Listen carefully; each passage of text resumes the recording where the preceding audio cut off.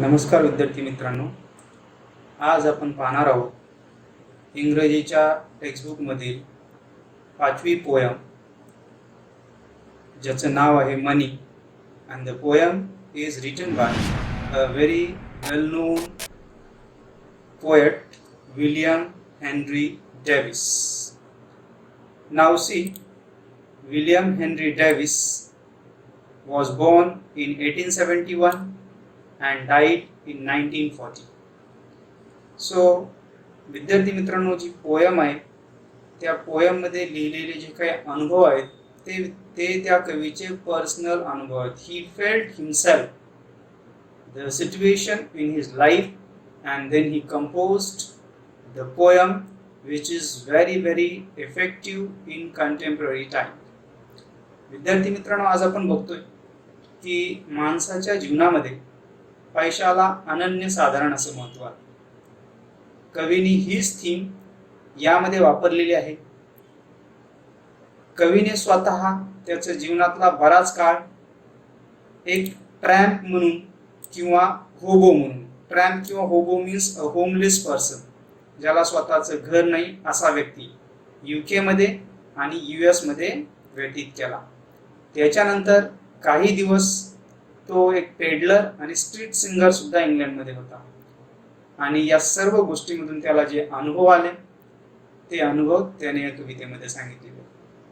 This poem is all about the rich man who wants to be a poor man to find the real happiness.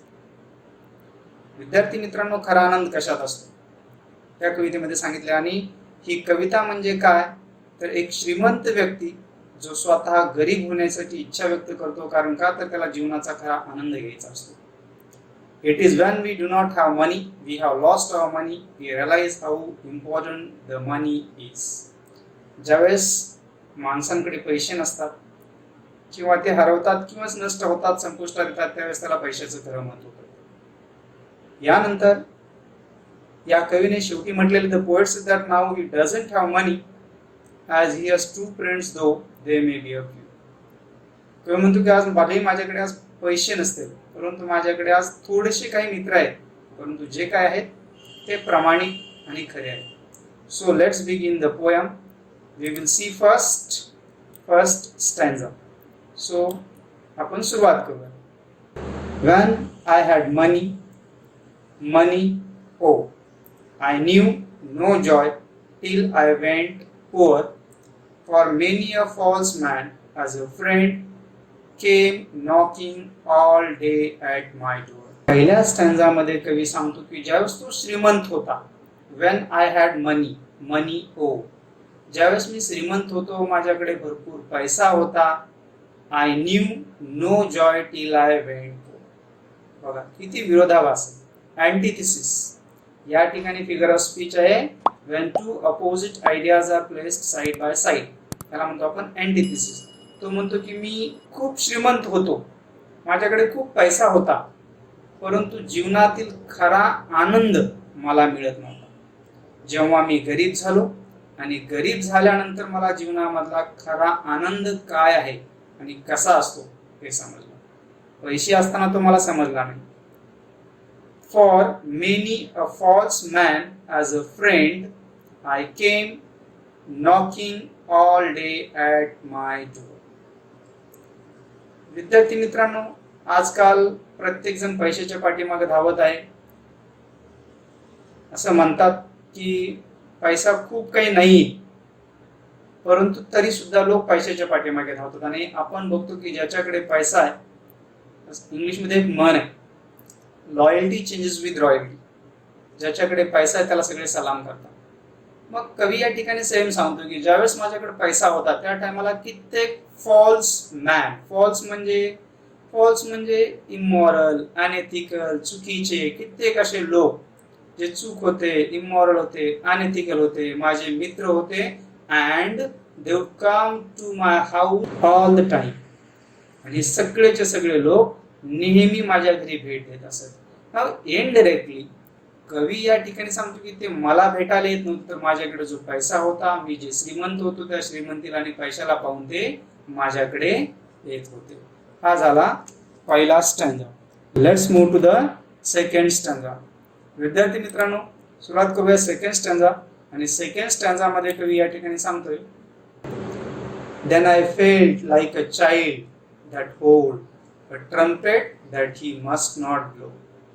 कवी या ठिकाणी सांगतोय की ज्यावेळेस माझ्याकडे पैसा होता त्या टायमाला माझी स्थिती कशी होती, तर त्या टायमाला माझी स्थिती अशी एखाद्या मुलासारखी होती ज्याच्या हातामध्ये ट्रम्पेट दिलेली आहे. Now what do by trumpet? See here is the meaning of trumpet. Trumpet means a brass musical instrument. तो म्हणतो की ट्रम्पेट माझ्या हातात होती, but I did not know how to blow it. ती वाजवायची कशी? म्हणजे ज्याचा अर्थ असा आहे की माझ्याकडे पैसा भरपूर होता, परंतु तो पैशाचा यूज किंवा उपयोग कसा करायचा हे मला समजत नव्हतं. So the money was useless. त्या पैशाचा माझ्यासाठी काही उपयोग नव्हता. Next see, because a man is dead I dared not to speak to let this false word no. See here the poet says की because a man is dead, man means humanity. आज आपण बघतोय की समाजामधली humanity, माणुसकी मरत चाललेली आहे, संपत चाललेली आहे, नष्ट होत चाललेली आहे. परंतु मी हे बोलून दाखवलेलं नाही. I dare not speak to let this false word no. मला माहित आहे हे जग कसं आहे, तर the word is false.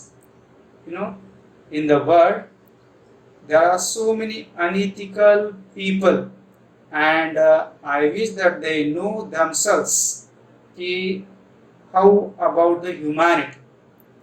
And this is what the second stanza.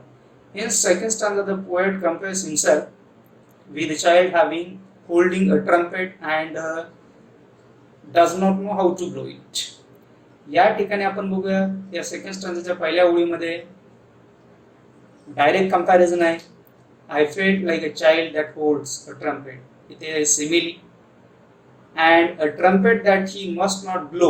Blow म्हणजे onomatopoeia. या ठिकाणी हा फिगर ऑफ स्पीच आहे. Then let's move to the third stanza. And third stanza begins here. Much have I thought of life and seen how poor men's heart are ever light. And how their wives do hum like bees about their work from morn till night. विद्यार्थी मित्रांनो, अतिशय सुंदर वर्णन या ठिकाणी कवीने गरीब लोकांच्या जीवनाचं केलेलं आहे. श्रीमंत आहे म्हणजे सुखी आणि समाधानी आहे असं आपण म्हणू शकत नाही. तो काय म्हणतो, much have I thought of life. जीवनाबद्दल मी खूप विचार केला. I pondered over it the happiness in life. खूप वेगवेगळ्या अँगलने मी विचार केला. And seen how poor men's heart are ever light. Light means without any burden. कुठलीही काळजी चिंता नसलेला, त्याला आपण लाईट हार्टेड म्हणतो.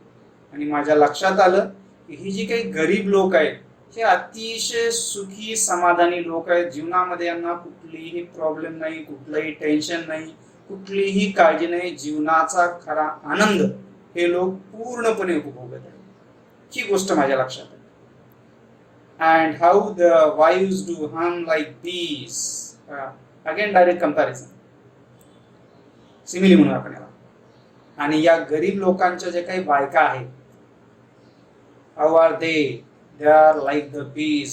All the time they are humming. Hum म्हणजे काय? See, hum चा meaning या ठिकाणी दिलेला आहे. आपण बघूया. Hum means sing with closed lip. पोट बंद करून गाणे गुणगुणणे. आणि bees, B-E-E-S, bees म्हणजे मधमाशा. तर या गरीब लोकांच्या ज्या काही बायका आहेत त्यांची तुलना मधमाशाशी केलेली आहे. आणि कशासाठी? तर त्या नेहमी आनंदी असतात. दुःख नावाची गोष्ट त्यांना कधीही माहित नाही. दो दे आर पुअर, जरी ते गरीब असले तरी. And how their wives do hum like bees about their work from morn till night. आणि जनरली माणसाने सकाळपासून संध्याकाळपर्यंत, मॉर्न मीन्स मॉर्निंग, साधारणतः सकाळपासून संध्याकाळपर्यंत काम केल्यानंतर माणसाला थकवा येतो, परंतु या गरीब लोकांच्या बायका दिवसभर काम केल्यानंतर सुद्धा अतिशय आनंदी, उत्साहाने, समाधानी आहेत. This is what the third stanza. Now let's move to the next fourth stanza. So when I hear those poor ones laugh and see the rich ones coldly frown, poor men think I need not go up so much as rich men should come down. विद्यार्थी मित्रांनो बघा, या ठिकाणी अतिशय सुंदर असं वर्णन केलंय. कवी काय सांगतोय? So when I hear those poor one laugh. ज्यावेळेस मी गरीब लोकांकडे बघतो, ते हसत असतात. दे आर व्हेरी हॅपी, ते आनंदी असतात. And see the rich one coldly frown. Frown म्हणजे काय विद्यार्थी मित्रांनो? तर frown is a gesture of displeasure and unsatisfaction, म्हणजे असमाधानी असण्याचा हावभाव.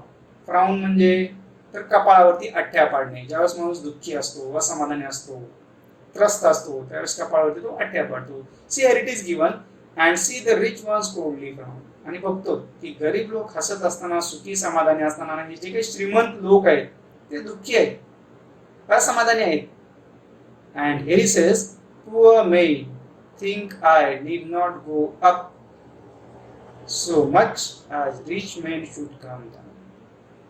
तो कवी काय म्हणतो की जे काही गरीब लोक आहेत त्यांना कुठेही जीवनामध्ये प्रगती करण्याची, पुढे जाण्याची गरज नाही, वरती जाण्याची गरज नाही. कारण का? जर त्यांच्याकडे पैसा आला तर पैसा आल्यानंतर त्यांच्या जीवनातला आनंद संपुष्टात येईल.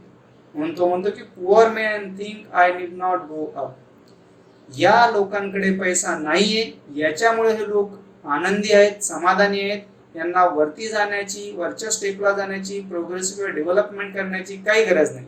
त्याच्या विपरीत, to the opposite, to the contrary, so much as rich men should come down. जर जीवनाचा खरा आनंद उपभोगायचा असेल तर खरं तर श्रीमंत लोकांनी खाली येण्याची गरज आहे, गरीब होण्याची गरज आहे. and then they will come to know ki what is the true and real happiness in our life. So student friends, let's move to the last stanza, and here it begins. When I had money, money oh, my friends proved all untrue, but now I have no money oh, my friends are real though very few. कवी या ठिकाणी सांगतो की when I had money, money O, repetition, money money शब्द repeat झालेला आहे. ज्यावेळेस माझ्याकडे पैसे होते, हो खरोखरच माझ्याकडे पैसे होते, my many friends proved all untrue. माझे कित्येक फ्रेंड्स, मित्र लायर होते, खोटारडे होते, दुष्ट होते. त्यांनी माझ्याशी मैत्री केली होती ती फक्त पैशासाठी. They were not true and real friends. They befriended with me just I had money. माझ्याशी त्यांची मैत्री होती का? तर फक्त माझ्याकडे पैसा होता म्हणून. नंतर लक्षात आलं की सगळेचे सगळे खोटारडे आहेत. But now I have no money O, पण आज माझ्याकडे पैसे नाहीयेत. ठीक आहे, my friends are real though very few. परंतु आज जे काही माझे मित्र आहेत ते माझे खरेखुरे मित्र आहेत.